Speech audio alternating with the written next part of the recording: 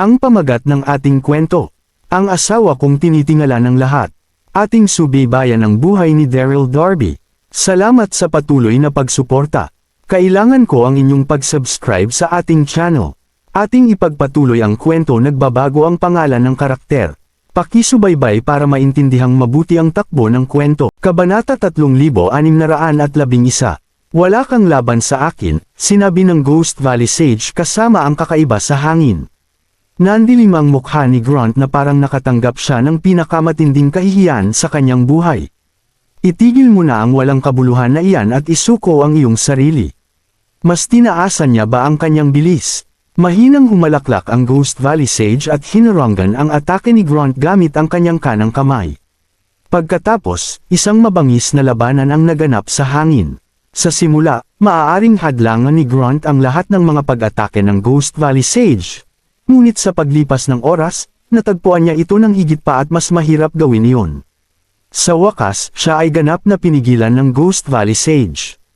Sa sandaling iyon, ang lahat, kasama na ang Nine Heavens Emperor ay nagulat sa pag-alam na walang tugma si Grunt laban sa Ghost Valley Sage.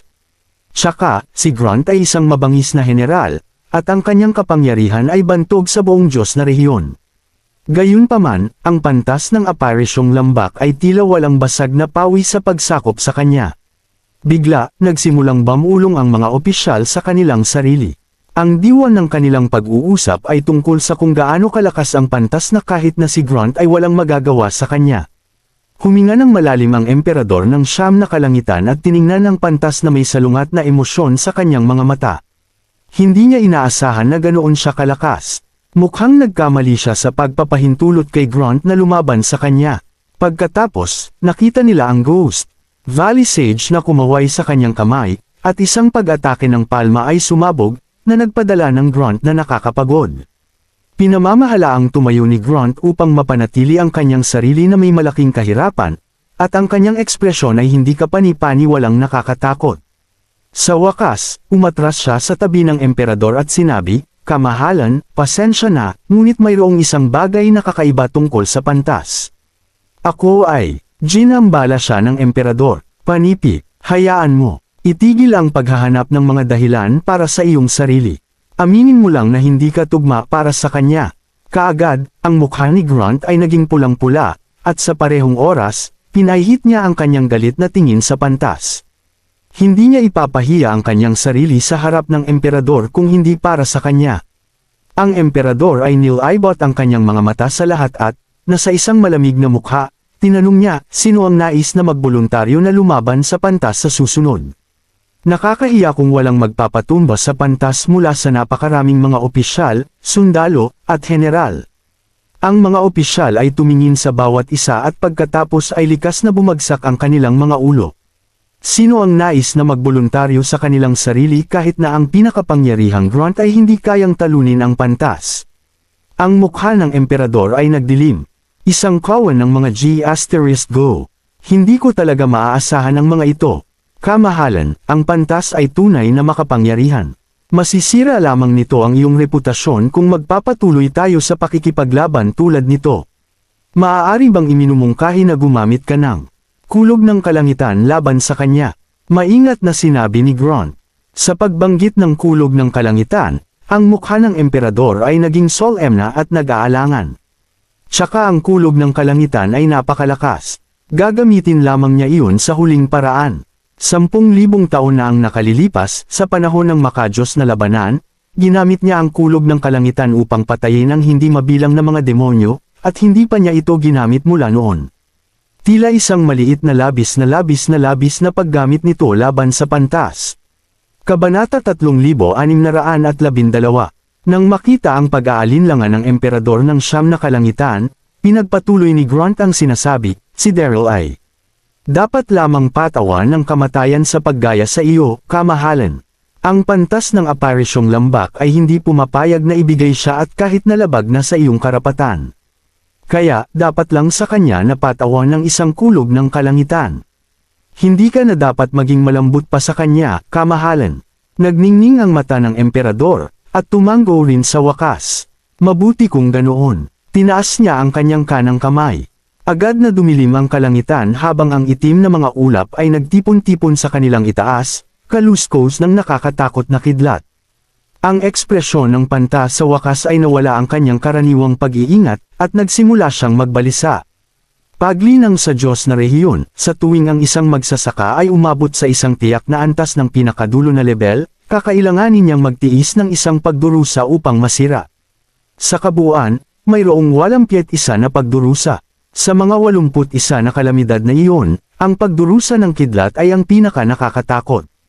Ang Pantas ay nakarating lamang sa Diyos na rehiyon hindi nagtagal at hindi sa isang oras na kailangan niyang dumaan sa isang proseso ng pagdurusa. Hindi niya inaasahan na gagamitin siya ng emperador. Pantas ng aparisyong lambak, malinaw kang sumalungat sa mga utos ng kamahalan na isang hindi mapapatawad na pagkakasala. Ngayon na tinawag ng kamahalan ang kulog ng kalangitan, hindi pa rin huli na sumuko at ibigay sa amin si Daryl. Kung hindi man, walang oras para sa panghihinayang sa sandaling ang kulog ay bumagsak sa iyo, sinabi ni Grunt ng may buong galit. Ang emperador ay sumimangot at sinabi, Pantas, sino si Daryl? Bakit mo ipagsapalaran ang iyong sariling buhay para lamang maprotektahan siya? Ang Pantas ay huminga ng mahinahon at mahinahon na sinabi, hindi na kailangang magtanong ng maraming mga katanungan, kamahalan. Hindi mahalaga kung ano, hindi ako sasang-ayon sa iyong mga termino at kondisyon. Kapag nakunan, ang pagkamatay ni Daryl ay ginagarantiyahan, kaya hindi niya sasabihin sa kanya kung saan siya ay kahit ano paman. Ang galit ng emperador ay muling sumiklab. Hinimok niya ang kulog na hampasin Pantas nang hindi na sinasabi pa. Kaagad, isang kulog ang bumaba mula sa lumiligid na madilim na ulap tulad ng isang haligi ng ilaw at sinakta ng Pantas, na nagpapadala ng mga alon ng kuryente sa buong kabundukan ng aparisyon at sumipa sa isang bagyo sa alikabok. Kahit na ang maliit na patio ay naging alikabok. Hindi naramdaman ni Grunt at ng iba pang mga opisyal ang kaunting awas sa Pantas. Inisip nila na nararapat siya para sa bukas na laban sa emperador. Unti-unting naayos ang alikabok, at ang usok ay nawala. Sa gitna ng lahat ng iyon, ang Pantas ay nakatayo doon. Ang kanyang balabal ay nasa mga pilas, ngunit hindi siya nasugatan. Nabigla ang lahat. Paano naging posible na ang Pantas ay hindi nasugatan matapos na mapunta sa kanya ang kulog ng kalangitan? Ang mga mata ni Grunt ay kasing lapad ng platito habang nakatitig siya sa Pantas sa kawalan ng paniniwala. Ang kanyang kakanyahan ay lilipol kung ang kulog ay bumagsak sa kanya, kaya paano hindi mapigilan ang Pantas? Pantas, hindi ko inaasahan na makatiis ka ng isang kulog. Isang napakabihirang bagay talaga. Ito ang iyong huling pagkakataon para ibigay si Daryl, at tatawagan ko ang kulog ng kalangitan, sa wakas ay sinabi ng emperador. Napuno ng pag-asa ang kanyang mga mata nang sinabi niya iyon. Palagi siyang humanga sa Pantas. Kung hindi siya, hindi niya bibigyan ng isang buong bundok sa kanya. Mas pinahahalagahan niya ang kanyang talento nang makita niya kung paano niya tiniis ang kulog ng kalangitan. Tsaka, bukod sa kanya at kay Empress Heidi, kakaunti lamang ang mga tao na ang mga pisikal na katawan ay maaaring makatiis sa kulog ng kalangitan sa buong Diyos na rehiyon. Kabanata 3613. Ngumiti ang Pantas ang antripasyong lambak at sinabi, buo na ang aking isipan. Walang magagawa ang pangungumbinsi niyo. Determinado ang kanyang tono kahit na medyo mapotla ang kanyang mukha. Nakasumpong siya ng ilang panloob na pinsala at sigurado na hindi niya magagawang mas matagal kung sinaktan siya ng isa pang kulog ng kalangitan. Gayunpaman, handa siyang gumawa ng anumang bagay upang matiyak ang kaligtasan ni Daryl. Ang mukha ng emperador ng Siyam na kalangitan ay nagdilim nang marinig niya iyon. Hindi siya magdurusa ng anumang pampublikong kahihiyan na ganyan. Ang buong kabundukan ng Appreciation ay tahimik na tahimik habang ang lahat ay nakatuon ng kanilang inggang mata sa Pantas. Inilabas niya ang isang halo-halong dala ng damdamin sa kanila. Hindi sila makapaniwala na lalabanan niya ulit ang emperador. Ang kapaligiran ay naging hindi mapigilan na naghihirap, at ang mga opisyal, sundalo, at general ay hindi nang ahas na huminga ng malakas. Humakbang si Grunt, itinuro sa Pantas, at sumigaw, ito ba kung paano mo binabayaran ang kabaitan ng kamahalan? Binigyan ka niya ng pagkakataon pagkatapos ng pagkakataon, at gayon pa man ay tinalikuran mo siya ng paulit-ulit. Mula sa mga hitsura nito, dapat kang maging mastermind sa likod ng pagpapanggap ni Daryl. Ang pantas ay kumalas ng mahina at mahinahon na sinabi, maaari mong sabihin ang anumang nais mo. Basta alam mo lang na hindi ko susuko ang kinaroroonan ni Daryl. Natigilan si Grunt. Kamahalan, narinig mo ito. Ang pantas ay mayroon lamang kaligtasan ni Daryl sa kanyang isip at tinatrato kabilang isang walang tao. Ang emperador ay pumutok sa kanyang tuktok sa ilalim ng institusyon ni Grunt. Tinuon niya ang kanyang mga mata sa pantas at sinabi, pantas, bibigyan kita ng iyong kamatayan. Itinaas niya ang dalawa sa kanyang mga kamay, at ang madilim na ulap sa itaas ng mga ito ay nagsimulang gamulong habang ang isang nakamamatay na aura ay napuno ang buong bundok. Grunt at ang iba pang mga opisyal ay ang kanilang mga mukha ay paitaas sa kalangitan at agad na napuno ng kaguluhan at gulat. Tiyak na hindi lalabas ang pantas pagkatapos ng pangalawang welga. Gayunpaman, sa sandaling iyon, ang tulad ng bata at ang kalanggitang kagalang-galang na balma ng walang kamatayan ay nagmamadali sa kanila. Minsan sa harap ng emperador, lumuhad siya at sinabi, kamahalan, mangyaring tawagan ng kulob ng kalangitan at pantas. Sigurado ako na lahat ito ay isang hindi pagkakaunawaan. Mangyaring bigyan siya ng isa pang pagkakataon. Mukha siyang sabik. 2 oras na ang nakalilipas, narinig niya mula kay Laurel na tinawag siya ng emperador upang tanungin ang tungkol sa kanyang pag-iiba kay Daryl. Pagkatapos nito, dumiretso siya sa kabundukan na may malaking hukbo.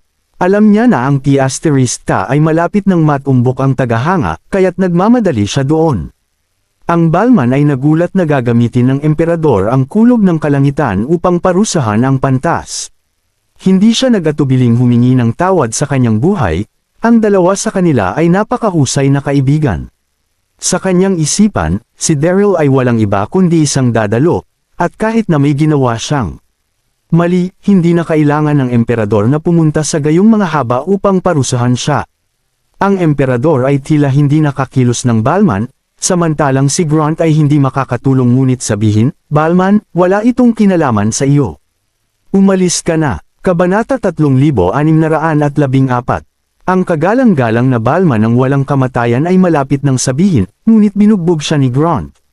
Alam nating lahat na mahusay mong kaibigan ang pantas ng antipresyong lambak, ngunit sigurado ako na hindi ka magmakaawa para sa kanyang buhay kung alam mo na ang kanyang pinagpanggap ay ang kamahalan.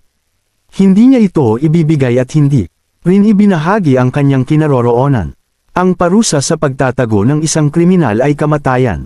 Ang kulob na kalangitan ay itinuturing na pinahihintulutan siyang magaan. Nabigla ang Balman nang marinig niya iyon. Hindi nito naisip na ang krimen ni Daryl ay magiging mabigat at na siya ay magiging walang hiya siyang gayahin ang emperador ng Siyam na kalangitan. Pagkaraan ng ilang segundo, huminga siya ng malalim at sinabi, Pantas! Bakit hindi mo lang sinabi sa kanya kung nasaan si Daryl? Mas nababahala siya kaysa kanina. Alam niya na napunta si Daryl sa kung saan banihag ang mga demonyo ngunit naramdaman na wala ito sa kanyang lugar upang sabihin sa iba. Ngumiti sa kanya ang pantas at sinabi, alam kong mayroon kang mabuting hangarin, ngunit naisip ko na. Kahit na ano, hindi ko sasabihin sa kanila kung nasaan siya. Ang pagkabalisa ng kagalang-galang na pantas ng walang kamatayan ay umakyat sa isa pang bingga. Bakit ang tigas ng ulo mo? Pagkatapos ay nagpatuloy siyang humingi ng awa sa kanyang buhay. Kamahalan, mangyaring bigyan mo ako ng isang araw. Gagawin kong baguhin ng pantas ang kanyang isip. Ginambala siya ng emperador. Balman, itigil mo na ang pagmamakaawa para sa kanyang buhay. Binigyan ko na siya ng maraming pagkakataon, kaya hindi mo ako masisisi sa gagawin ko. Malamig ang mukha niya habang tinuro niya ang langit. Kaagad, isang pagsabog ang tumunog, at isang kislap ng lila na kidlat ang sumikip sa dulo ng daliri ng emperador. Bago ang sinuman ay maaaring gumanti, nakita nila ang isang butas na lumilitaw sa madilim na ulap, at libu-libong mga kulog ang bumagsak mula sa lugar. Natapos ang katahimikan. Hindi magkahulugang karayom ang katahimikan. Lumingon sila upang tumingin sa emperador na may kitakot-takot at paggalang. Gayunpaman, ang Balman ay naging mapotla at tinitingnan ng pantas. Pantas, ito ay isang kahihiyan na yung tinalikuran muli ang aking alok. Hahayaan ko ang buong bagay na moalang bahala na lamang kung maaari mong matiis ang libu-libong mga kulog ng kalangitan. Kung hindi, kailangan mong bumalik sa akin para sa interogasyon. Buong pagmamalaki sinabi ng emperador. Pagkatapos, libu-libong mga kulog ang bumagsak sa pantas. Namutla ang kanyang mukha nang maramdaman niya ang kakilakilabot na puwersa at natuklasan na ang lahat ng kanyang mga ruta sa pagtakas ay naharang. Sa isang sulyap ng isang mata, ang libu-libong mga kulog ay lumapag sa kanya, na sumipa sa isa pang bagyo sa alikabok na halos 100 milya. Ang bagyo ng alikabok ay ganap na sumaklaw sa pantas, at ang kagalang-galang na walang kamatayan ay lumipad hanggang sa kalangitan upang makakuha ng isang mas mahusay na pagtingin sa kanya. Gayunpaman, ang alikabok ay napakakapal na imposible na makita ang anupaman. Kabanata 3615. Ang bagyo ng alikabok ay tumagal ng isang buong 10 minuto. Sa wakas ay makikita nila ang sitwasyon sa kamay nang sa wakas ay naayos ang alikabok. Ang mga sundalo at general ay napasinghap nang makita nila ang eksena, at nanginginig ang kagalang-galang na balman ng walang kamatayan. Ang buong kabundukan ng Apresyon ay nakalbo sa lupa ng mga kulog, at mayroong isang malawak na bunganga, na may sukat na 3,000 metro ang lapad at 300 metro ang lalim, sa gitna ng lupa. Ang isang nasusunog na katawan na naligo sa dugo. Ito ay isang tunay na kaibig-ibig na paningin na makita. Pantas! Sumigaw si Balman. Nasaktan siya ng sobra nang makita siyang ganoon. Bigla, sumugod si Grunt sa bunganga upang suriin ang pantas. Sa malakas, na nanginginig na tinig, sinabi niya, "Kamahalan, buhay pa siya." Hindi siya makapaniwalang nagulat. Tao pa ba siya? Paano niya nakaligtas ang libu-libong mga kulog ng kalangitan? Isang kaguluhan ang sumabog sa gitna ng mga opisyal, sundalo, at general. Buhay pa siya. Ang tibay niya. Maraming mga puna, ngunit ang mukha ng siyam na langit emperor ay nanatiling walang ekspresyon. Sa wakas, sinabi niya, "Grunt, ibalik mo siya at itapon siya sa bilangguan. Susuriin natin siya kapag gumaling na ang kanyang mga sugat." "Opo, kamahalan." Agad na sinabi ni Grunt. Inutusan niya ang mga sundalo na dalhin ang pantas mula sa bunganga. Pagkatapos, sa isang senadoryas mula sa emperador, lahat sila ay umalis sa kabundukan. Ang puso ng Balman ay napuno ng sakit at kalungkutan.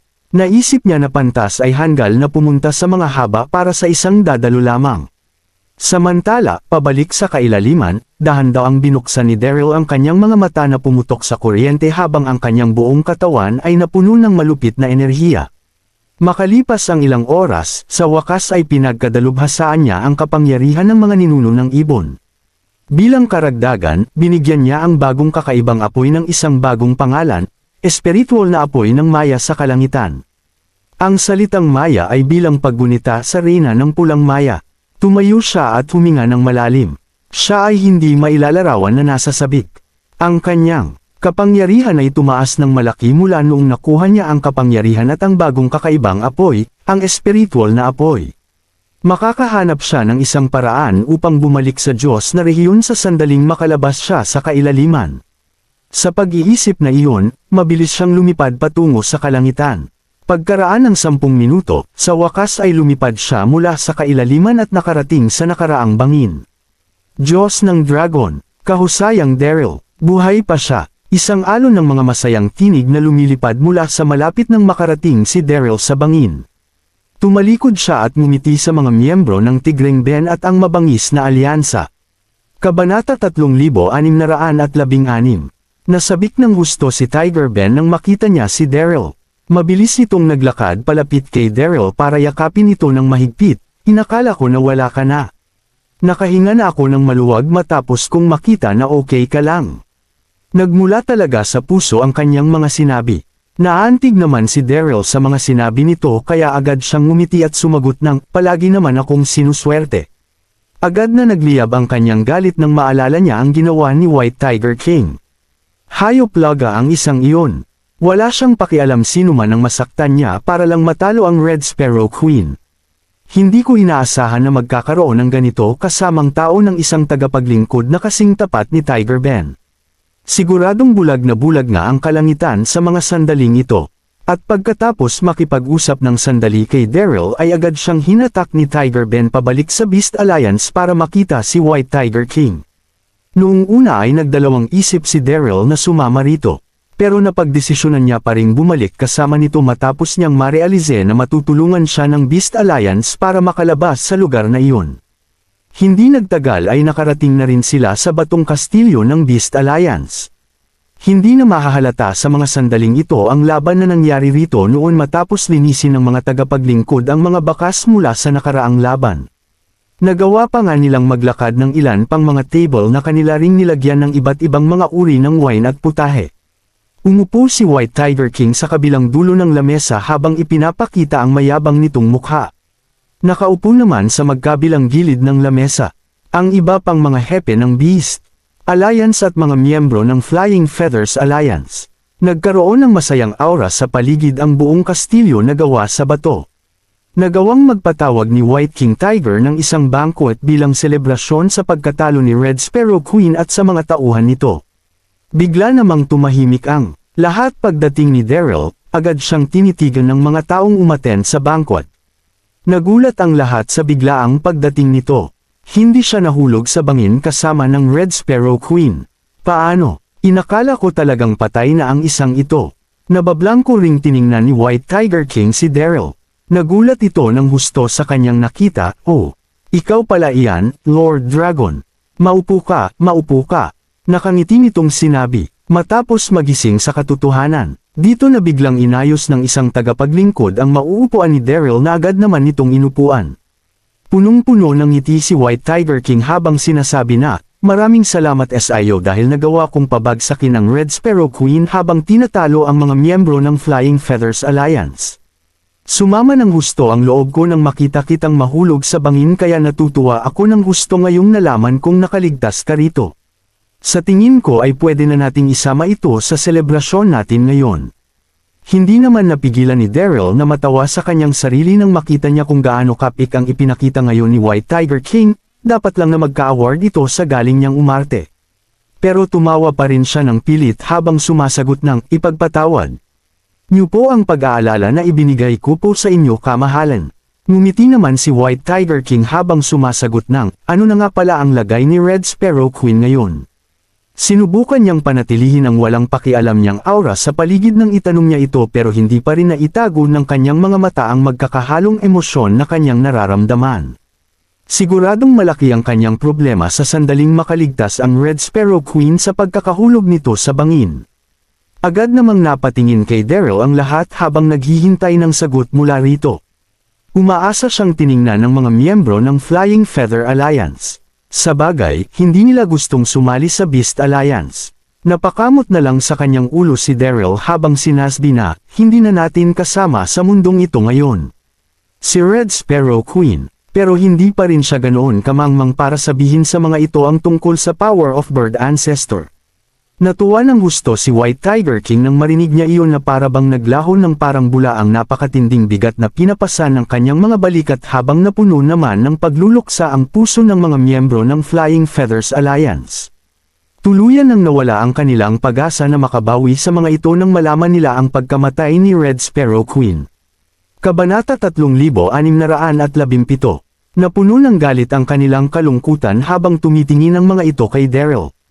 Mananalo na sana sila sa laban nang bigla itong dumating. Namatay din maging si Red Sparrow Queen nang dahil dito kaya sila napilitang sumuko kay White Tiger King. Hinding-hindi siya makakapaghugas ng kamay sa nangyaring ito.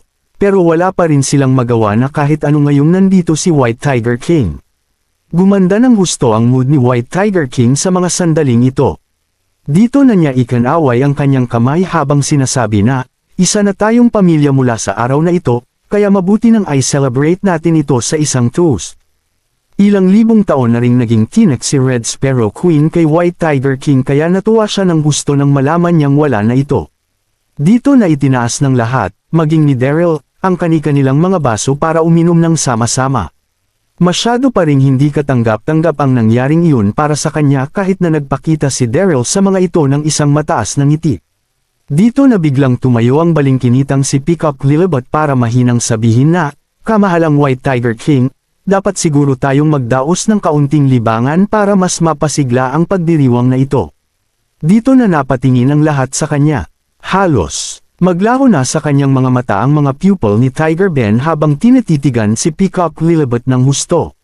Sabagay, masyado talaga itong maganda at sexy. Maging si Daryl ay humanga sa angkin nitong kagandahan. Napakaganda talaga ng anyong tao ni Peacock Lilibet. May kukumpara na ang ganda nito sa ganda ni Red Sparrow Queen. Dito na tumawa si White Tiger King habang tumatainbong sinasabi na, sige, walang problema sa akin iyan. Ano naman ang naiisip mong presentasyon para sa pagdiriwang na ito? Bahagya namang ngumiti si Peacock Lilibet habang tumitingin kay Daryl. Narinig ko na ang kamahalang si Daryl daw ay ang Dragon Lord ng Green Dragon Clan kaya sigurado ako na marami na itong alam sa iba't ibang mga larangan. Dito na nagpakita ang pagkatuso sa kanyang mga mata. Kaya bakit hindi natin siya hayaan na ipakita ngayon sa harap nating lahat ang kanyang kakayahan para sa ikatututo nating lahat. Nanlalamig naman itong tiningnan si Daryl. Ginawa niya ito para maipahiya ni Daryl ang kanyang sarili.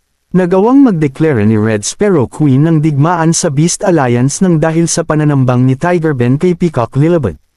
Sabagay, ito pa rin ang pinagkakatiwalaang tauhan ni Reyna habang itinuturing siya nito bilang isang tunay na kapatid, kaya natural lang na ipaghiganti nito sa abot ng kanyang makakaya ang pagkamatay ng Reyna. Pero hindi niya dapat ipahalata ito sa lahat ngayong si Daryl na ang naging kagalang-galang na bisita ni White Tiger King. Ngumiti naman si White Tiger King habang tumatainbong sumasagot ng, magandang ideya iyan. Dito na siya tumingin kay Daryl habang nagtatanong ng, ano ang masasabi mo rito, Daryl? Huminga naman ng malalim si Daryl habang nakangiting sinasabi na, bakit naman hindi kung para ito sa ikasasaya nating lahat? Pero gusto ko munang tanungin sa magandang si MS Peacock kung anong klase ng presentasyon ang gusto niyang matunghayan. Tumingin ito kay Peacock Lilibet pagkatapos niyang magsalita. Ngumiti naman si Peacock Lilibet habang sumasagot ng, sigurado naman ako na makakaisip ka ng isang bagay na gugulat sa aming lahat dito. Dito na napapahiyang napakamot sa kanyang ulo si Daryl. Kabanata 3618. Masasabi niya na ginagawa lang ito ni Peacock Lilibet para ipahiya siya sa harapan ng lahat.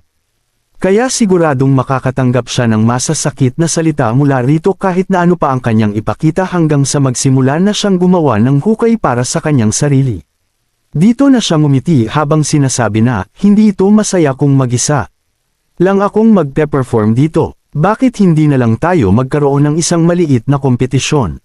Sa pamamagitan nito ay hindi siya masyadong mapapahiya dahil mayroon pa ring mananalo at matatalo sa isang kompetisyon.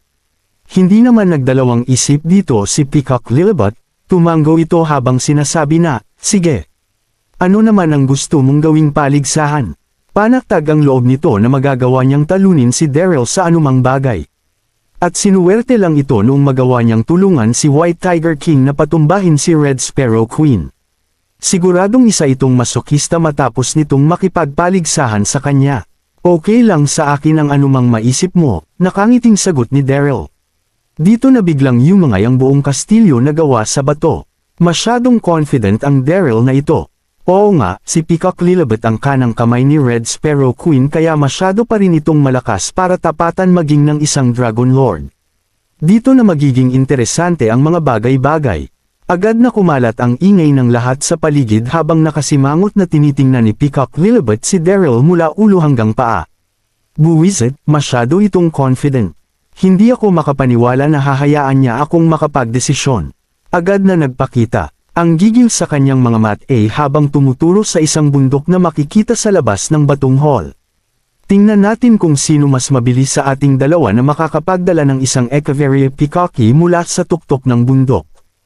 Na iyon, agad na naging confident ang kanyang mukha habang sinasabi iyon. Dito na muling yumangay ang lahat sa loob ng palasyo.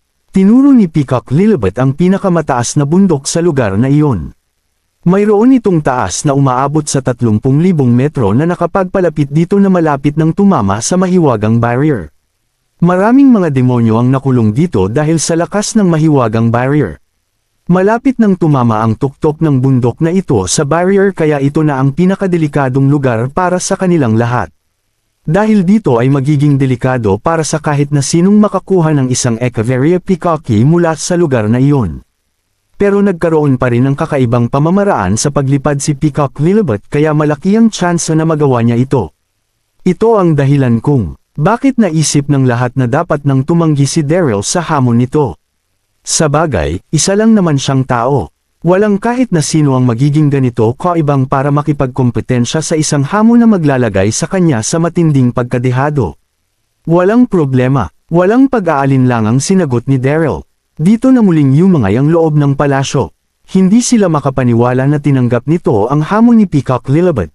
Hindi naman inasahan ni Peacock Lillibut na papayag ng ganito kabila si Daryl na nakapagpasimangot dito ng husto. Dito na siya tumango habang sinasabi na, mauuna na ako. Dito na siya lumipad ng mabilis mula sa batong palasyo na gumawa ng isang malabahagharing liwanag papunta sa tuktok ng bundok. Dito na sumugod ang lahat palabas ng palasyo para sundan si Peacock Lillibut gamit ang kanilang mga mata. Sa loob ng isang iglap ay nakita na nila si Peacock Lillibut sa tuktok ng bundok nang sumabog ang isang nakakatakot na enerhiya mula sa mahiwagang barrier na tumama kay Peacock Lillibut na nasa anyo ng isang kidlat. Kabanata 3619. Marami sa mga miyembro ng Flying Feather Alliance ang namawis ang malamig. Masyadong malakas ang enerhiyang tinatanglay mahiwagang barrier sa lugar na iyan kaya may kukumpara na sa totoong kidlat ang concentrated energy na nilabas nito. Sapat na ang isang pagtama nito para mabaldado o mamatay ang isang tao. Napasimangot dito si Daryl habang napupuno ng respeto ang kanyang mga mata kay Peacock Lillibut. Nagmukha itong mahinhin pero masyado pa rin talaga itong matapang.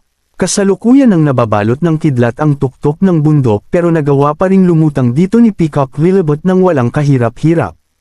Tumigil siya sa tuktok at mabilis na lumipad pabalik. Pagkatapos ng ilang segundo ay nagawa na nitong makabalik sa batong kastilyo dala-dala ang isang Echeveria Peacocki sa kanyang mga kamay. Mukhang hindi siya nagawang tamaan ng mga kidlat sa bundok na. Iyon dahil walang kahit na isang sugat ang makikita sa kanyang katawan. Dito na humiyaw ng malakas ang mga miyembro ng Flying Feathers Alliance, maging si White Tiger King at ang ibang mga miyembro ng Beast Alliance ay napatango sa sobrang paghanga. Ang galing mo, Peacock Lillibut. Masyado kang mabilis. Oo nga, binigyan mo ng bagong kahulungan ang salitang mabilis. Nanlalamig namang ngumiti rito si Peacock Lillibut. Lumingon siya para tumingin kay Daryl habang ginagamit ang naiinis na tono ng kanyang boses. Ikaw naman ngayon, maaari ka pa namang sumuko kung naiisip mo na hindi mo ako kayo, pero kinakailangan mo muna siyempreng lumuhad at ilibri ako ng maiinom. Nagmukhang kalmado ang kanyang mukha nang sabihin niya iyon habang nagpapakita ng matinding galit ang kanyang mga mata. Hinding-hindi niya mapapatawad si Daryl sa pagkamatay ni Red Sparrow Queen. Kaya hinding-hindi magiging sapat ang pamamahiya niya rito para mailarawan ang kanyang galit para kay Daryl. Dito na napatingin ang lahat sa nakasimangot na si Daryl. Hindi niya alam kung matatawa ba siya o maiyak. Hindi niya maintindihan kung bakit gustong-gusto nito na pagmukin siyang mangmang. Pero hindi nagtagal ay na-realize niya rin na dahil ito sa galit na kanyang nararamdaman nito sa kanya mula sa pagkamatay ni Red Sparrow Queen. Sabagay, siya pa rin ang pinakatapat na tauhan ng Reyna. Dito na siya ngumiti kay Peacock Lillibut habang sumasagot ng, bakit naman ako susuko pagkatapos kong tanggapin ang hamon mo? Dito na siya nagunat habang sinasabi na, oo nang apala, kinakailangan mong lumuhad at ilibri ako ng maiinom sa sandaling manalo ako rito. Humahanga talaga siya kay Peacock Lillibut pero may kinalaman na sa kanyang pride ang kompetisyong ito. Kaya natural lang na hindi siya sumuko ng ganoon-ganoon na lang. Agad na nagdilim ang mukha ni Peacock Lillibut nang marinig nito ang sagot ni Daryl habang nagpapakita ang matinding galit sa kanyang mga mata. Hindi siya makapaniwala kung paano nagpadalos-dalos si Daryl. Hindi makapaniwala maging ang Flying Feathers Alliance dito. Masyado nga siyang confident. Naniniwala ako na hindi niya ito kayang gawin. Oo nga, maging ang White Tiger King ay hindi naging ganito kay-confident sa kanyang paglipad. Kaya ano pa ang magagawa ng pangkaraniwang tao rito? Hindi dapat niya ay overestimate ang sarili niya. Dito na napasimangot at nagpanik si Tiger Ben. Mabilis siyang naglakad papunta kay Daryl para hilahin ito sa isang tabi at sabihin, mas mabuti kung susuko ka na lang kamahalan. Ako na ang baalang magpabango sa pangalan mo. Pwede nating gawa ng paraan para hindi ka na lumuhad at manglibre sa kanya. Naging seryoso ang kanyang itsura nang sabihin niya iyon. Walang kahirap-hirap na inilegan ni Peacock Lillibut ang mga kidlat para makuha ang Echeveria Peacocki dahil sa angkin nitong husay sa paglipad. Kaya paano magagawa ng isang taong kagaya ni Daryl makipagkompetensya sa natural nitong talento? Kabanata 3620. Agad namang naantig ang puso ni Daryl sa mga sinabi ni Tiger Ben pero agad pa rin siyang natawa pagkatapos nito, "Huwag kang mag-alala sa akin." Sabi nito gamit ang mababa at nakakakalma nitong boses. At pagkatapos ay tinitigan niya ang tuktok ng bundok para alamin ang layo nito mula sa kanyang kinatatayuan. Maraming mga miyembro ng Flying Feathers Alliance ang nagsimula ng tumawa nang makita nila ang hindi paggalaw ni Daryl. Inakala nilang naduduwag na ito sa kanyang kinatatayuan. Sigurado akong natatakot na ito ng husto. Hindi ba't iyan ang sinasabi ko kanina? Na hindi niya ito magagawang gawin. Oo nga, nanatili namang kalmado si Daryl habang hinabaliwala ang mga komento ng mga ito sa kanya. Hoy, ano pang hinihintay mo? Bakit hindi ka nalang sumuko kung alam mong hindi mo na ito kayang gawin? Sigaw ni Peacock Lillibut. Ngumiti naman dito si Daryl habang sumasagot ng, "Hindi pa tapos ang ating paligsahan kaya paano ka nakasiguro na hindi ko ito kayang gawin? Sa totoo lang ay dapat mo nang ihanda ang ililibre mo sa aking maiinom sa sandaling kailanganin mong lumuhod sa harapan ko."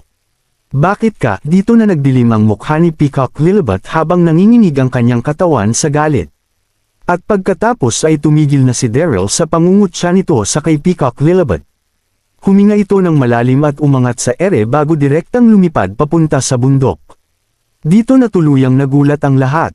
Inakala nila na naduwag lang si Daryl, pero mukhang hindi talaga ito natakot sa mga kidlat na nilalabas ng mahiwagang barrier sa tuktok ng bundok. Pero agad pa ring napangiti sa inis ang mga miyembro ng Flying Feathers Alliance nang madiskubre nila na masyado pa ring mabagal ang paglipad ni Daryl kung ikukumpara kay Peacock Lillibut. Hindi na ito isang surpresa sa kanila dahil paano nga ba magagawang pantayan ng isang tao ang isang ibon sa paglipad. Pagkatapos ng ilang segundo ay nakarating na rin si Daryl sa tuktok ng bundok. Dito na nagsimulang mabuo ang kaparehong enerhiya at makapal na ulap sa kanyang ibabaw. At pagkatapos ay agad na tumama mula sa kalangitan ang isang malakas na kidlat na sinundan ng isang napakalakas na pagyanig sa ere.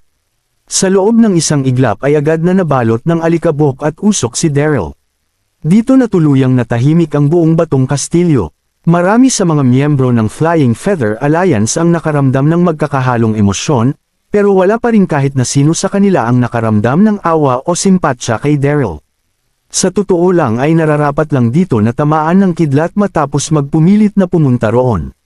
Dito na nanginig ang buong katawan ni Peacock Lillibut sa sobrang saya at pagkasabik na kanyang nararamdaman. Gumana ang kanyang plano na gamitin ang mahiwagang barrier para patayin si Daryl. Naipaghiganti niya na rin ang pagkamatay ng Red Sparrow Queen. Nagsara naman ng husto ang mga kamao ni Tiger Ben habang tinatitigan ang tuktok ng bundok gamit ang nagpapanik niyang mga mata. Masyadong nagpadalos-dalos ang kagalang-galang na si Daryl. Inakala rin niya na namatay si Daryl noong mga sandaling iyon. Mabilis na tumama ang kidlat at kulog sa tuktok ng bundok na para bang katapusan na ng mundo. Pero parang nakikipagpatintero pa ring naiwasan ni Daryl ang mga ito. Sa sobrang bilis ay nagawa nitong maiwanan ang sarili niyang anino sa kanyang dinadaanan kaya magiging mahirap para sa kahit na sinong makita siya gamit ang sarili nilang mga mata. Kabanata 3621. Tama, ginamit ni Daryl ang Power of Bird Ancestor. Hinding-hindi niya tatanggapin ang hamong ito kung wala siya nito. Alam niya sa kanyang sarili kung gaano naging kakaiba ang Power of Bird Ancestor kaya hindi siya pagpanik nang ibigay ni Peacock Lillibut ang hamong ito sa kanya. Mabilis niyang ginamit ang Power of Bird Ancestor nang makarating siya sa tuktok ng bundok. Inilegan niya ang mga kidlat gamit ang bilis na hindi magagawang abutin ng isang tao at mas naging mabilis ng maraming beses kaysa sa bilis ng liwanag ang bilis sa pagilag ni Daryl. Walang tigil siyang umilag habang mabilis na kinukuha ang Echeveria peacocki na kanyang nakita. Samantala, sa batong palasyo, lumayo na ng tingin si Tiger Ben matapos nitong akalain na tinamaan ng kidlat si Daryl. Ang tanging nalito lang nito ay ang pagkalunod ni Daryl sa napakaraming kidlat na tumama sa tuktok ng bundok na nakapagpalungkot ng gusto sa kanya. Nakakapanghinayang dahil masyado talagang matigas ang ulo ng kamahalan, bulong ni White Tiger King sa kanyang sarili. Pero agad na kinontradikt ang kanyang mga sinabi nang ipinapakitang panlalamig ng kanyang mga mata. Kahit na inakala niyang talentado si Daryl matapos siya nitong tulungan na talunin ang mga miyembro ng Flying Feathers Alliance, isa pa rin itong miyembro ng Green Dragon Clan. Kaya wala na siyang naging pakialam kung mabubuhay ba sa paligsahang ito si Daryl o hindi. Agad namang natahimik ang ibang miyembro ng Beast Alliance nang marinig nila ang awa sa boses ni White Tiger King. Para naman kay Peacock Lilibet at sa iba pang mga miyembro ng Flying Feathers Alliance, napuno ng panlalamig ang kanilang mga itsura habang iniisip na karapat dapat lang mamatay si Daryl nang dahil sa ginawa nitong pagpatay kay Red Sparrow Queen. Mukhang hindi na siya makakalabas. Panang buhay doon, kaya mas maigi kung babalik na tayo sa loob. Sabi ni White Tiger King habang tumatama ang kanyang paningin sa mga taong nakatayo sa paligid. Tatalikod na sana siya nang matigilan ang buo niyang katawan sa kanyang nakita sa tuktok ng bundok. Kasabay nito ang pagtingin ng ibang tao sa tuktok ng bundok bago magulat ng gusto sa kanilang kinatatayuan. Si Daryl, buhay si Daryl. Sigaw ng isa sa mga ito na muling nakapagpaingay ng husto sa paligid ng batong kastilyo. Isang gwapong imahe ang nanlalamig na sumugod palabas sa alikabok at usok na matatagpuan sa tuktok ng bundok ito ay walang iba kundi si Daryl. Sa loob ng isang iglap ay nagawa nitong lumapag sa isang bakanting space sa harapan ng batong kastilyo. Naging kagalang-galang pa rin ito gaya ng inaasahan at hindi rin ito nagpakita ng anumang sugat mula sa kidlat. Agad na nanlaki sa sobrang pagkagulat ang mata ng lahat nang makabalik ito ng ligtas. Maging si Peacock Lilibet ay nanginig habang nabablangko ang kanyang isipan. Paano naging posible sa kanya na hindi tamaan ng kidlat? Maging ako ay nahirapang makalabas doon pero nagawa niya pa ring ipakita na wala itong kahirap-hirap para sa kanya. Paano ito naging posible? Isip niya. Dito na masayang sinabi ni Tiger Ben na, sinasabi ko na nga bang magiging okay lang kayo kamahalan. Masyado na po kayong kahanga-hanga para magawang bumalik dito matapos kayong tamaan ng napakaraming kidlat. Nagmula sa kanyang puso ang bawat salita na kanyang binanggit. Kaibigan na ang naging turing niya kay Daryl kahit na sandali pa lang silang nagkakasama kaya natural lang para sa kanya na matuwa nang makabalik ng ligtas si Daryl.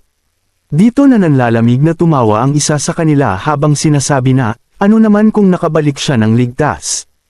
Ang bagay na dapat nating tingnan ay kung nakapagdala ba siya ng Echeveria peacocki mula sa tuktok ng bundok. Kabanata 3622. Agad na nagbulungan ang mga tao.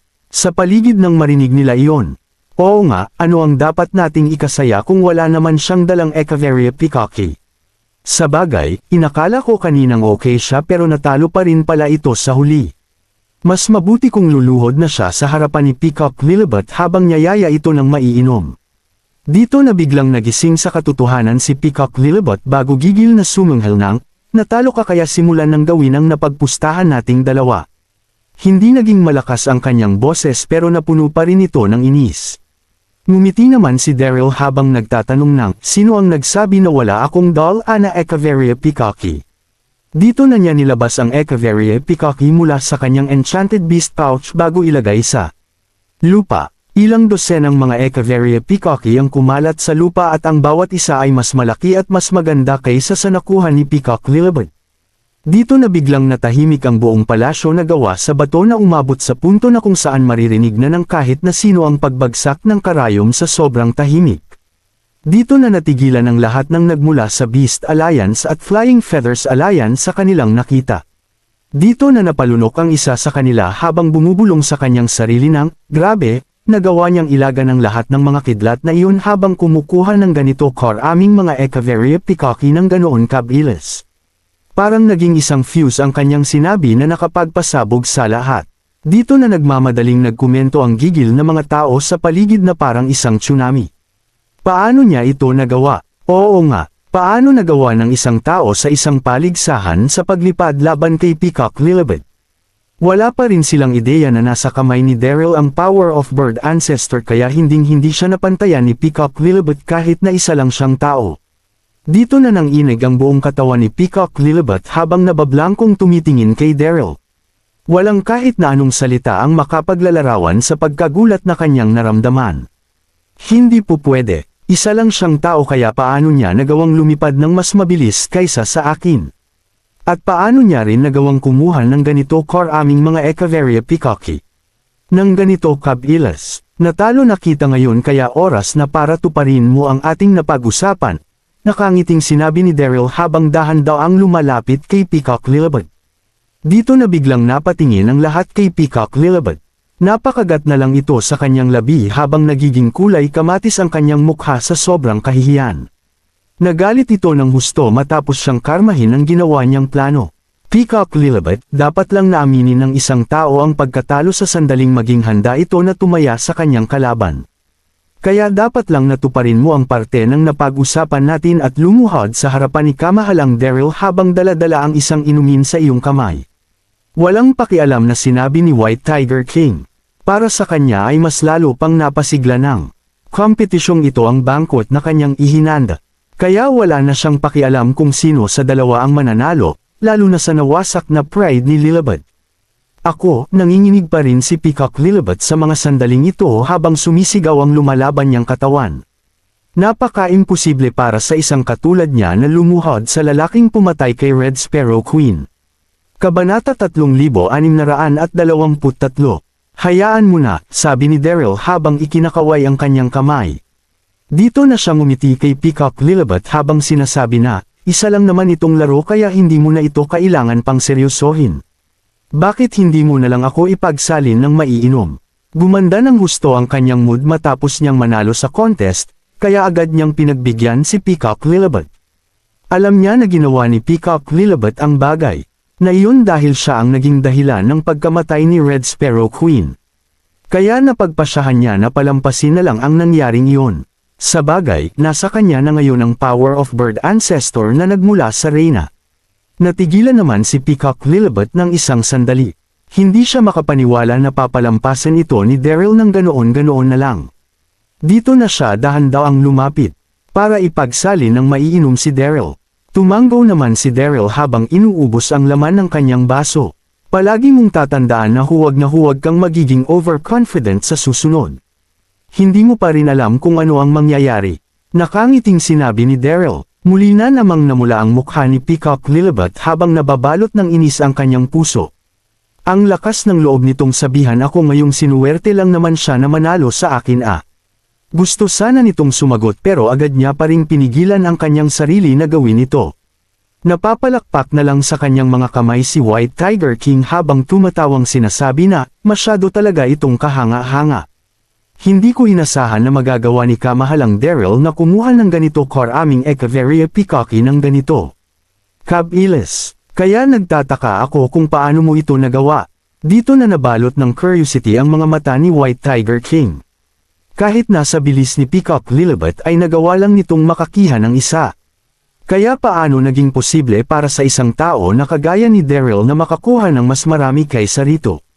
Masyado talaga itong katakataka. Dito na biglang napatingin ang lahat kay Daryl, maging ang mga tao sa paligid ay nagtaka kung paano niya ito nagawa. Maging si Peacock Lillibut ay napatingin habang naghihintay ng sagot nito. Dito na inunat ni Daryl ang kanyang leeg habang tumatawang sumasagot ng, mukhang sinuwerte lang ako kanina. Dito na biglang yumangay ang mga tao sa paligid. Pinagmukha ni Daryl na masyadong madali ang bagay na ito. Isang matalinong lalaki si White Tiger King kaya agad nitong nasabi na nag-isip lang ng kanyang isasagot si Daryl kaya hindi na niya ito tinanong pa. Dito na siya tumingin habang sinasabi na, pero hindi pa rin ito mababago ang katotohanan na nagkaroon tayo ng isang nakakaaliw na kompetisyon. Dito na niya itinaas ang kanyang wine glass habang sinasabi na, ngayon ang araw na dapat tayong magdiwang. Kaya halina't mag-inom tayo hanggang sa matamba tayo sa Kalasinggan. Uminom hanggang matamba sa Kalansingan. Iisang sigaw ng lahat. Ilang oras ding nagtagal ang banquet at hindi ito natapos hanggang sa lumalim ng husto ang gabi. Habang nasa banquet ay nagawang itanong ni Daryl kay White Tiger King ang tungkol sa barrier pero masyado pa rin kakaunti ang sagot na kanyang natanggap. Sa bagay, hindi pa rin. Naiintindihan ng mga demonyong, nakakulong dito ang sining sa paggawa ng formation. Dahil kung hindi ay matagal na silang nakalabas dito. Kinaumagahan ay nagpunta si Daryl sa kastilyo para makita si White Tiger King. Kabanata 3624. Kamahalan, gusto ko po sanang imbestigahan ang mahiwagang barrier kaya gusto ko po sanang humingi sa inyong ilang mga tauhan na makakasama ko. Seryosong isinagot ni Daryl. Tumango naman si White Tiger King habang nakangiting sumasagot ng, umaasa ako na sasabihin mo yan sa akin. Oras na para makalabas tayo rito ngayong wala ng hidwaan ang nagaganap sa pagitan ng Beast Alliance at Flying Feathers Alliance. Dito na tumingin si White Tiger King kay Calori Phoenix at Peacock Lilibet para sabihin, samahan ninyo si Kamahalang Daryl sa gagawin niyang pag-iimbestiga sa mahiwagang barrier. Si Calori Phoenix ang pinuno ng angkan ng mga Phoenix. Isa itong balingkinitan at nanlalamig na babae habang si Peacock Lilibet naman ay ang pinuno ng angkan ng mga Peacock. Opo, kamahalan. Iisang sinabi ng mga ito. Naging kumkakado ang itsura ng kanilang mga mukha habang naguguluhan sa naging utos ni White Tiger King dahil hindi pa sila tuluyang sumusuko rito. Pero wala namang magandang mangyayari ang pagsasabi rito ng kanilang mga hinaing. Kaya pagkatapos ng ilang minuto ay umalis na rin sa kastilyong bato sina Daryl, Calori Phoenix, Peacock Lilibet at ilang mga miyembro ng Flying Feathers Alliance. Habang nasa daan ay walang tigil na nagtanong si Daryl ng tungkol sa mahiwagang barrier pero panlalamig lang ang sinagot dito ni Peacock Lilibet at nang walang pakialam na si Calori Phoenix. Ito ang dahilan kung bakit siya naguluhan sa kanyang mga kasama. Alam kong galit kayo sa akin dahil sa pagkamatay ni Red Sparrow Queen, pero ang pinakaimportanteng bagay ngayon ay ang paghanap ng paraan para masira ang mahiwagang barrier at makalabas dito ng buhay. Hindi. Magiging maganda para sa atin ang pakikipag-away sa isa't isa. Kaya pakiusap, maaari niyo na bang sabihin sa akin ang inyong mga nalalaman tungkol sa mahiwagang barrier? Sabi ni Daryl habang mapait na ngumingiti. Dito na nagtinginan sina Calori Phoenix at Peacock Lilibet. Pagkatapos ng ilang segundo ay mahinang nagbuntong hininga si Peacock Lilibet habang sinasabi na, 10,000 taon na kaming nakakulong dito kaya iniisip mo ba na masisira mo ang mahiwagang barrier? Agad na napuno ng pagdadalawang isip ang tono ng kanyang boses. Ngumiti naman si Daryl habang sumasagot, paano niyo ako nagawang pagdudahan ngayong kayo ang hindi nagbibigay sa akin ng impormasyon? Dito na nag-isip si Peacock Lilibet bago niya sabihin, sige, sasabihin ko na ang lahat ng nalalaman ko. At pagkatapos ay titingnan namin kung magagawa mo bang solusyonan ang bagay na ito. Sa loob ng kalahating oras ay nagawang sabihin ni Peacock Lilibet kay Daryl ang lahat ng kanyang nalalaman tungkol sa lugar kung saan ikinulong ang mga demonyo. Gawa ang mahiwagang barrier na ito sa apat na naglalakihang mga formation na inilatag sa apat na direksyon silangan, kanluran, timog at hilaga. Nasa 10,000 kilometro naman ang layo ng mga formation sa isa't isa. Nitong nakalipas na 10,000 taon, habang nasa kasagsagan ng digmaan ang Flying Feathers Alliance at ang Beast Alliance, nagpadala ng mga tauhan si Red Sparrow Queen para imbestigahan ng detalyado ang apat na mga formation. Pero masyado pa ring misteryoso at komplikado ito para sa kanila kaya hindi alam ng karamihan sa mga demonyo kung paano ito gumagana. Pero kahit na ano pang gawin nilang investigasyon dito, hindi pa rin sila nakagawa ng kahit na anong progress para masira ang barrier. Agad na kumislap ang mga mata ni Daryl nang malaman niya ang impormasyong iyon.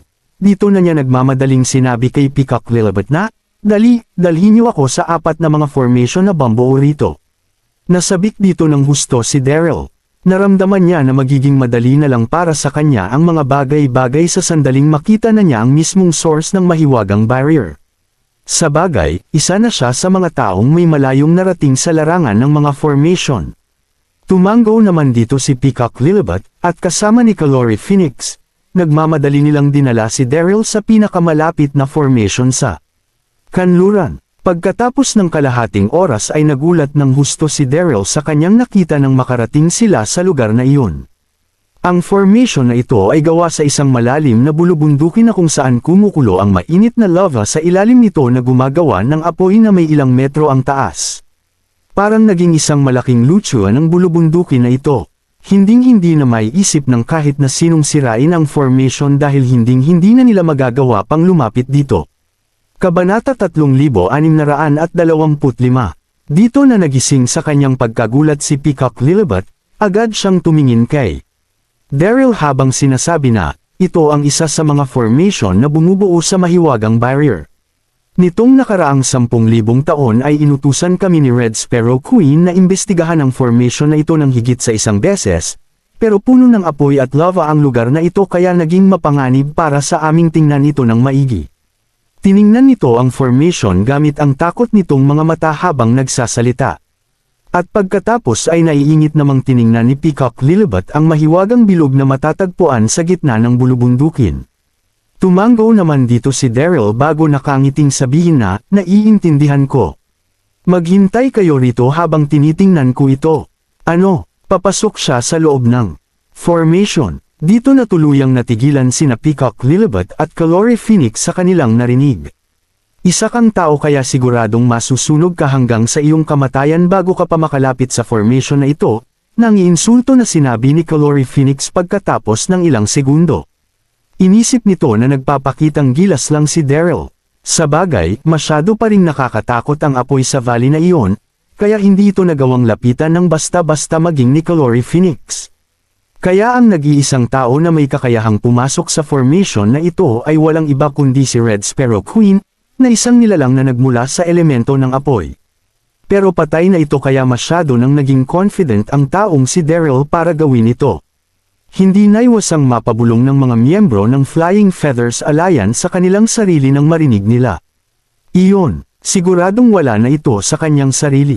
Oo nga, nagkalat ang apoy sa paligid ng bulubundukin na ito at isa lang siyang tao kaya paano niya magagawang pumasok dito. Siguradong naghahanap lang ito ng bagay na ikamamatay niya. Napasimangot naman si Peacock Lilibet habang sinasabi kay Daryl na, huwag kang magpadalos-dalos. Makikita ang magulong emosyon sa kanyang mga mata nang sabihin niya iyon. Hindi siya nag-aalala sa kaligtasan ni Daryl, nag-alala siya na baka mabago ng gagawing pagpapadalos-dalos ni Daryl ang pattern ng formation. Wala siyang pakialam kung mamamatay ito, pero magiging mas mahirap para sa kanila ang pagsira sa formation sa sandaling mabago ang pattern nito. Ngumiti naman ng bahagya si Daryl habang sinasabi na, hindi ako papasok dito kung hindi panatag ang loob ko. Huwag kayong mag-alala dahil ako ang sasalo ng responsibilidad sa sandaling may mangyaring hindi maganda rito. Dito na siya lumiyad at lumipad papunta sa formation na nasa gitna ng bulubundukin. Hoy ikaw, gusto sana siyang pigilan ni Peacock Lilibet pero huli na ang lahat. Masyadong mabilis si Daryl kaya nagawa nitong lumipad ng 100 metro sa loob lang ng isang iglap. Og, bahala na. Dito na hinayla ni Calore Phoenix si Peacock Lilibet habang sinasabi na, hayaan mo na siyang pumunta sa sarili niyang libingan. 10,000 taon din ang ginugol ng Flying Feathers Alliance para subukang sirain ang formation na ito kaya magiging imposible para sa isang tao na kagaya ni Daryl na wasakin ito. Tumahimik naman si Peacock Lilibet habang nakatitig sa lugar na kinaroroonan ng Formatayan. Agad na nilunod si Daryl nang naglalakihang apoy sa kanyang paligid nang makarating siya sa harapan ng mahiwagang bilog na nakapagpatulo ng malamig na pawis sa noo ng mga nanunood sa kanya sa takot na aka maabo ito anumang oras. Samantala, agad na ginamit ni Daryl ang Power of Bird Ancestor sa kanyang katawan habang papalapit sa formation, at kasabay nito ang paggamit niya sa Heavenly Sparrow Spiritual Flame na gumawa ng isang transparent na film sa paligid ng kanyang katawan.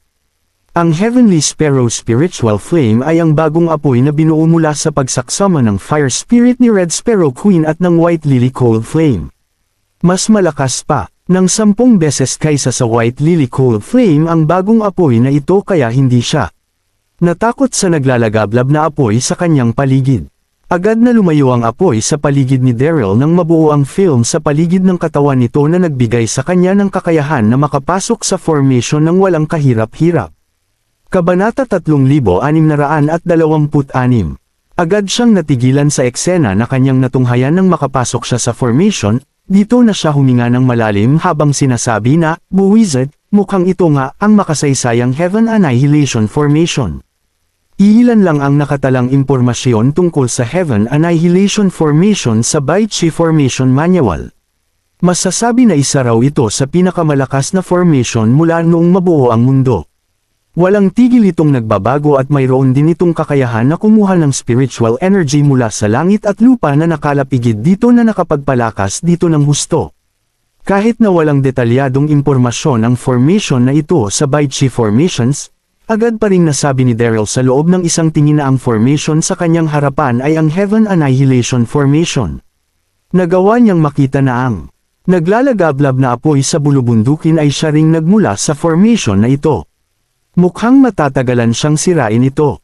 Pagkatapos matigilan ng ilang minuto ay nagising na rin sa katotohanan si Daryl, dito na niya sinimulang umupo sa lupa habang sinusubukang sirain ang formation.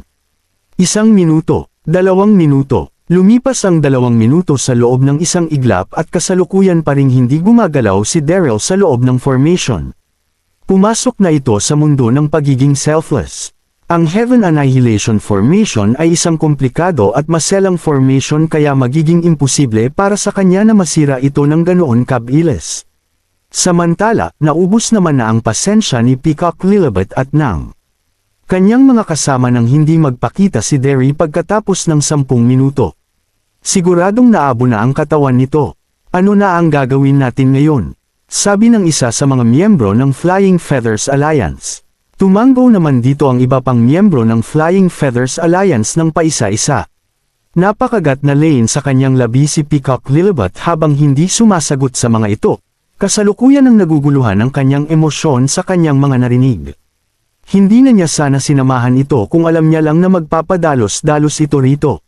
Dito na tuluyang naubos ang pasensya ni Calori Phoenix. Napabuntong hininga na lang ito habang sinasabi kay Peacock Lilibet na hindi nagpakita ng kahit na kaunting emosyon ang nanlalamig at arroganting mukha ni Calori Phoenix. Isa lang ding tao si Daryl kaya wala na siyang pakialam kung mabubuhay man ito o mamamatay. Tumango na lang si Peacock Lilibet habang naglalakad paalis kasama ni Calori Phoenix nang biglang tumingin ang isa sa mga miyembro ng Flying Feathers Alliance habang sumisigaw ng ano ang nangyayari? Mukhang nawala na ang apoy sa paligid ng formation. Dito na napatingin sina Peacock Lilibet, Calori Phoenix at ang iba pang mga miyembro ng Flying Feather Alliance. Agad na lumakas ang kabog ng kanilang mga dibdib nang makita nila ang mabilis na pagkawala ng nagngangalit na apoy sa buong valley. Dahan-dahan na ring nawala ang malakas na aurang makikita sa paligid ng bilog. Wala pang 1 minuto nang mawala ng tuluyan ang apoy sa paligid ng valley maliban na lang sa magma na nabuo sa ilalim nito. Dito na mabilis na lumamig ang temperature sa paligid habang nagugulat na tumitingin sina Peacock Lilibet at Calori Phoenix sa isa't isa. Ano ang nangyayari? Bakit biglang nawala ang apoy sa paligid ng bulubundukin? Habang iniisip ang tungkol sa bagay na iyon, nakita nila ang isang imahe na lumilipad ng mabilis mula sa formation. Nagkaroon ng gwapo at nanlalamig na itsura ang imaheng ito. Sino pa ba ang maaaring magmayari ng imaheng ito maliban kay Daryl? Ano, hindi pa siya patay. Agad na natahimik ang lahat na para bang may namatay. Natulala silang lahat sa kanilang nakita. Kabanata 3627. Habang nagugulat ang lahat, lumipad si Daryl kung saan ito nakatayo at dahan-daang lumapag sa lupa. Ikaw, nagising na rin sa katotohanan si Peacock Lilibet sa mga sandaling ito. Dito na niya ipinakita ang kanyang pagkagulat habang nagtatanong ng, nasira mo ang formation. Ngumiti namang sumagot si Daryl ng, oo. Nawala na rin ang apoy sa paligid ng bulubundukin hindi ba? Narelax ng husto si Daryl sa mga sandaling iyon. Inakala niya na aabutin siya ng ilang oras para masira ang Heaven Annihilation Formation pero nagawa niya pa rin itong sirain ng hindi aabot sa 1 oras. Hindi swerte ang naging dahilan kung bakit nasira ng ganito kabilis ang Heaven Annihilation Formation. Maliban sa matinding pag-intindi sa mga formation na nakatala sa Baichi Formations Manual, nagawa rin ni Daryl na matutunan ang pinagmumula ng mga formation mula kay Ghost Valley Sage. Nang inig ang maselang katawan ni Peacock Lilibet habang hindi makapagsalitang nakatitig ang kanyang mga mata kay Daryl. Hindi siya makapaniwala masisira nito ang formation. Sa bagay, sinubukan nila itong gawin ng 10,000 taon pero wala pa rin silang naging progress dito. Pero nagawa pa rin itong sirain ni Daryl sa loob ng kalahating oras. Hinding-hindi siya maniniwala sa bagay na ito kung hindi lang ito nakita ng dalawa niyang mga mata. Dito nakakaibang tumingin si Calori Phoenix kay Daryl. Hindi niya inasahan na magkakaroon si Daryl ng napakaraming mga natatagong talento. Kaya hindi katakataka na hinangaan ito ng husto si White Tiger King. Para naman sa ibang mga miyembro ng Flying Feather Alliance, natigilan ng husto ang mga ito. Habang nanatiling nakatulala ang kanilang mga isipan. Tapos na ang isa, mayroon pa tayong oras para sa iba. Kaya halina kayo, nakangiting sinabi ng nagre-relax na si Daryl. Tumango at sisigat na sana si Peacock Lilibet nang maramdaman niya ang pagbabago ng enerhiya mula sa hindi kaliwang bahagi ng kalangitan. Dito na biglang napatingin ang tatlo sa kalangitan. Buwisit, nagugulat na napabuntong hininga rito si Daryl. Dito na biglang nabalot ng libu-libong mga gintong ibon ang kalangitan. At isa itong napakagandang tanawin para sa kahit na sinong makakakita nito. 5 mga lalaki na nakasuot ng gintong mga robe ang makikitang lumilipad sa harapan ng mga gintong ibon. Sila ay pinamunuan ng isang leader na may madilim na mukha at isang napakalakas na aura. Ito ay walang iba kundi si Garuda. Buwisit, siya nga iyo. Agad na nagbago ang mukha ni Daryl nang makita niya ito. Dito na biglang kumulo ang kanyang dugo sa sobrang galit. Habang nasa ilalim ng bangin, tinake advantage ni Garuda ang mahinang kalagayan ni Red Sparrow Queen para sa pilitang kunin ang power of the bird ancestor nito. Mabuti na lang at dumating si Daryl sa tamang oras bago pa ito tuluyang mapatay ni Garuda. At sa huling sandali ay mas pinili pa rin ni Red Sparrow Queen na isakripisyo ang kanyang buhay at ipasa ang power of the bird ancestor kay Daryl. At pagkatapos ay agad na ginamit ni Daryl ang power of bird ancestor para talunin si Garuda na kinalaunay tumakas mula sa bangin. Sinumpa ni Daryl sa kanyang sarili na ipaghihiganti niya ang pagkamatay ni Red Sparrow Queen sa pamamagitan ng pagpatay kay Garuda bago pa siya umalis sa lugar kung saan nakakulong ang mga demonyo. Sa bagay, buhay pa sana si Red Sparrow Queen kung hindi lang dahil kay Garuda. Pero hindi niya inakala magkikita sila ng ganito kabilis. Napatingin din si Garuda sa mga sandaling ito kay Daryl. Nagalit ito ng husto habang sinasabi na, "Buwisit, bakit ba palagi kaming nagkikita ng lalaking ito?" Agad na tinipon ni Garuda ang mga miyembro ng angkan ng Garuda at iba pang mga miyembro ng Flying Feathers Alliance pagkatapos umalis nitong makaalis sa bangin. Pero agad na nakuha ni White Tiger King ang karamihan sa mga miyembro ng Flying Feathers Alliance na kanya ring ginamit para wasakin ang angkan ng Garuda sa loob ng 2 araw. Pinamunuan ni Garuda ang angkan para tumakas kung saan-saan. Dito na sila napadaan sa formation nang makita nila ang pagkawala ng apoy nito kaya agad silang lumapit para tingnan kung ano ang nangyari. Sa kasamaang palad ay muli nilang nakankwentro si Daryl. Hayop ka! Kabanata 3628. Kasalukuyang nakatitig ang mga mata ni Garuda ni Daryl habang napupuno ng napakatinding panlalamig ang tono ng kanyang boses. Nagkita na naman tayong muli, bata. Wala namang naging pakialam si Daryl sa gigil na makikita sa mga mata ni Garuda. Tumawa lang ito habang hindi sumasagot sa mga sinabi nito. Dito na tumama ang paningin ni Garuda kay Calori Phoenix at Peacock Lilibet. Agad na napuno ng panloloko ang tono ng kanyang boses habang sinasabi na, "Buwisit, hindi ko inasahan na kakampi kayong dalawa sa mga kalaban at sa napakasamang tao na ito matapos niyong maging tapat kay Red Sparrow Queen. Wala nang iba kundi kabutihan ang ibinigay sa inyo ni Red Sparrow Queen kaya hindi ba kayo nahihiya sa mga sarili ninyo nang pumanig kayo kay White Tiger King?" Napuno ng pagkatuso ang mga mata ni Garuda nang isiga niya ang lahat ng ito. Nang itayo ang Flying Feathers Alliance, sina Calori Phoenix, Peacock Lilibet at Garuda ang naging kanang kamay ng pinuno nilang si Red Sparrow Queen. Pero mas naging mahina si Garuda kaysa sa dalawa pagdating sa estado ng kanilang mga posisyon dahil palaging pinapabore ni Red Sparrow Queen sina Peacock Lilibet at Calori Phoenix kaysa kay Garuda. Ito ang dahilan kung bakit nabuo ang hinanakit ni Garuda sa mga ito. Kaya wala na siyang nagawa kundi gamitin ang oportunidad na yun para ipahiya ang dalawa. "Tigilan mo na ang mga biro mo, Garuda. Hinding-hindi namin pinagtaksilan si Red Sparrow Queen," nanlalamig na sinabi ni Calori Phoenix. Nagkaroon ng isang nanlalamig, arrogant at direktang pagkatao si Calori Phoenix. Kaya natural lang na hindi nito palampasin ang mga sinabi ni Garuda sa kanila. Dito na umaban si Peacock Lilibet para sabihin, "Oo, hindi namin pinagtaksilan ang Reyna.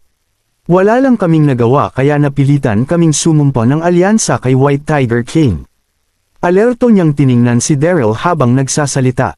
Sa bagay, ito pa rin ang kagalang-galang na bisita ni White Tiger King kaya hinding-hindi niya dapat ito hayaang sabihin kay White Tiger King ang kanyang mga sinabi kay Garuda.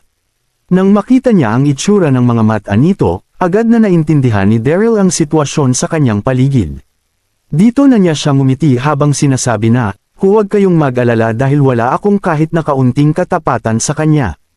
Kaya walang magiging epekto sa akin ang pagsuko mo sa kanya o hindi. Dito na nakahinga ng maluwag si Peacock Lilibet.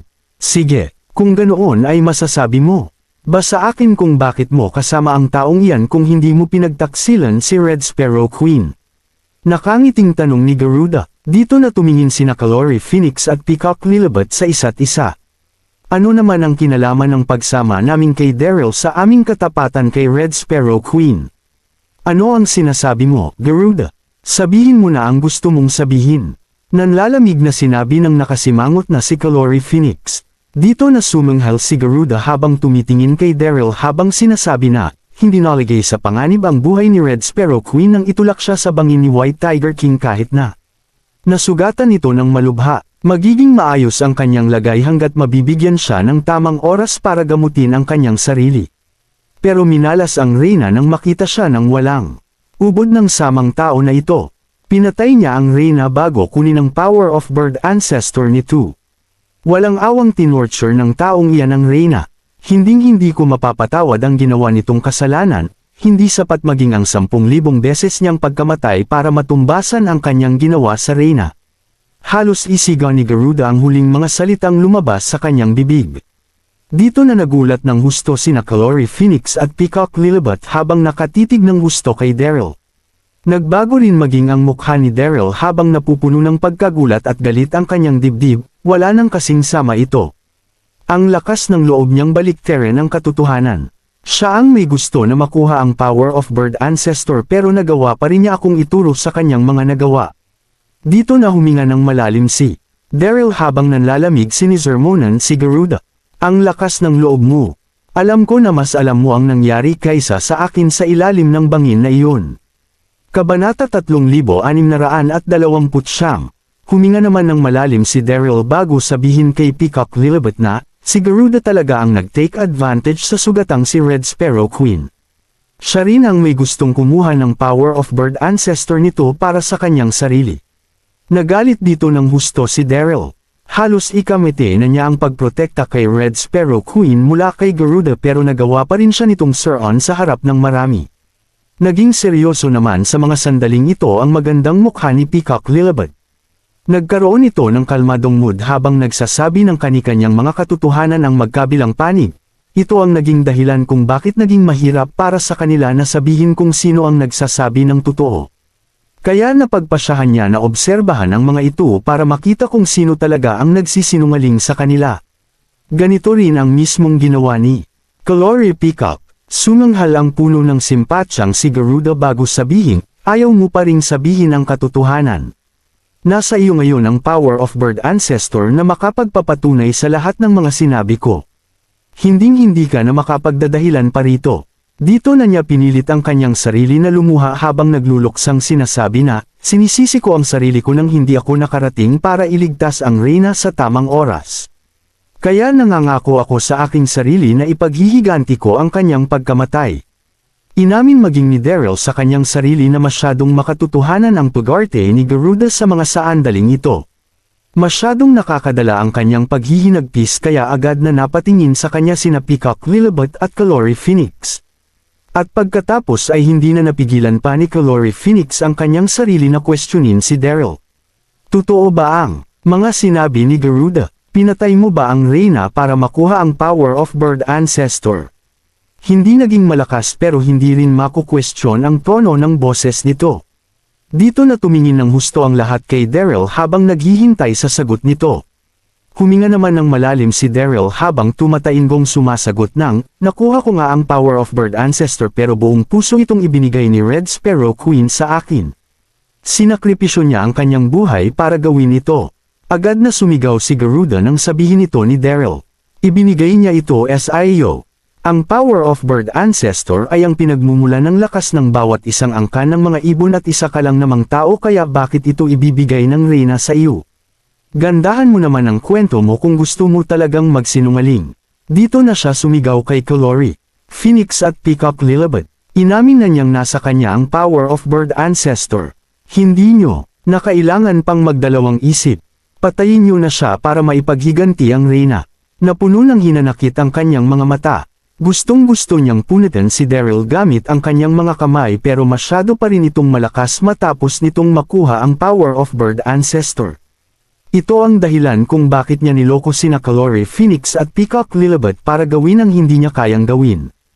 Pinag-isipan niya na ito ng husto tatalunan niya ang lahat ng ito sa sandaling manghina ang kanilang mga katawan sa gagawin nilang laban. Agad na sinang-ayunan ng mga miyembro ng angkan ng Garuda ang sinabi ng mga pinuno ng marinig nila ito. Oo nga, masyadong masama ang taong iyan. Walang kapatawaran ang kanyang ginawa. Patayin natin siya at ipaghiganti ang reyna. Patayin siya. Nanatili namang kalmado si Daryl sa harap ng mga ito. Tumingin siya ng direkta kay Garuda habang sinasabi na, napakagaling mo talagang mangbaliktad ng katotohanan. Ikaw ang hamarang sa reyna kaya wala na itong nagawa kundi ipasa ang Power of Bird Ancestor sa akin. Hindi ako makapaniwala na ganito kakapal ang mukha mo para gawin ang mga ginagawa mo ngayon. Dito na namula ng husto ang mukha ni Garuda habang hindi makapagsalita sa isinagot ni Daryl. At pagkatapos ay hindi na siya nagaksaya pa ng oras, agad niyang sinigawan sina Calore Phoenix at Peacock Lilibet ng, ano pang hinihintay ninyo? Sapat na ang pagkakaroon niya ng Power of Bird Ancestor para mapatunayan na siya ang pumatay sa reyna. Agad na napatingin sa isa't isa sina Calore Phoenix at Peacock Lilibet habang iniipon ang kanilang mga lakas bago direktang sumugod kay Daryl. Hindi sila naniniwalang si Daryl ang pumatay sa reyna kung hindi lang dahil sa paghawak nito sa Power of Bird Ancestor. Agad na bumagsak ang dibdib ni Daryl habang sumusugod sina Calore Phoenix at Peacock Lilibet sa kanya. Wala na siyang nagawa kundi sabihin, hindi kayo naniniwala sa akin. Hindi totoo ang mga sinabi ni Garuda. Kabanata 3630. Agad na napakagat sa kanyang labi si Peacock Lilibet habang sinasabi na, huwag ka nang magsalita ng kalokohan. Hinding-hindi mo mababago ang katotohanan na hawak mo ang Power of Bird Ancestor. Isang napakalakas na aura ang sumabog sa katawan ni Peacock Lilibet na bumalot ng mabilis sa katawan ni Daryl. Kasabay nito ang pag-angat ni Calore Phoenix sa kanyang kamay para gumawa ng isang palm attack laban kay Daryl. Gusto na sanang maiyak ni Daryl pero wala pa rin siyang nagawa kundi gamitin ang Power of Bird Ancestor. Dito na nagsimulang maganap ang isang matinding laban sa kalangitan. Habang lumilipad sa gitna ng ere, nasabik naman ng husto si Garuda sa kanyang mga nakita. Tuluyan nang nahulog sa kanyang patibong. Sina Peacock Lilibet at Calore Phoenix. Kaya wala na siyang gagawin kundi umupo habang pinapanood ang pakikipaglaban ng mga ito kay Daryl. Walang tigil na nagsagupaan ng tatlo sa gitna ng ere habang maayos na nagsanib puwersa sina Peacock Lilibet at Calore Phoenix. Agad na nasisira ang daloy ng hangin sa paligid sa bawat pag-ataking ginagawa ng mga ito na nakapagpatunay kung gaano ito kalakas. Siguradong natalo na si Daryl kung nangyari lang ito noong nakaraang mga araw, pero nasa kanya na ngayon ang Power of Bird Ancestor kaya hindi nakagaya ng dati ang lakas na tinatanglay niya ngayon. Magkapantay na ang kanilang mga lakas sa mga sandaling iyon. Lumipas ang kalahating oras sa loob ng isang igla pero malabo pa ring masabi kung sino ang nananalo sa kanilang laban. Dito na nabahala ng kaunti si Peacock Lilibet habang sinasabi na, tulungan mo na kami Garuda. Nakaramdam ito ng kalungkutan, galit at pagkagulat ng magkasabay. Masyadong walang awa si Daryl para patayin ang reyna at nakawin ang Power of Bird Ancestor. Nito, kaya hindi nakataka-taka kung bakit nito nagawang kumulekta ng napakaraming Gema Echeverria Peacock kahapon. Kinakailangan niya itong mahuli kahit na ano pa ang mangyari. Pero binaliwala naman ni Garuda ang mga sigaw nito habang nananatili kung nasaan siya. Wala siyang intensyon na tulungan ang mga ito. Pinaplano nito na labanan ang tatlo sa sandaling hamina na ang mga ito kaya hindi maaaring sumali siya sa laban sa mga sandaling iyon.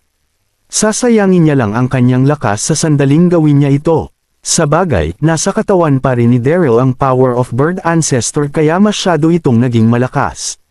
Hindi nagtagal ay lumipas muli ang kalahating oras at kung titingnan ang mapatla nilang mga mukha, makikita na malapit nang maubos ang kanilang mga enerhiya. Mamatay ka ng hayop ka. Alam ni Garudang ito na ang tamang oras kaya agad siyang naple-iyad sa sobrang kititawa. Dito na niya sinampal gamit ang likuran ni Daryl gamit ang likuran ng kanyang palad na parang isang kidlat. Isang napakalakas na aura naman ang lumabas sa kanyang katawan habang sumusugod siya papunta sa laban. Buwisit. Wala na talaga itong kasing sama.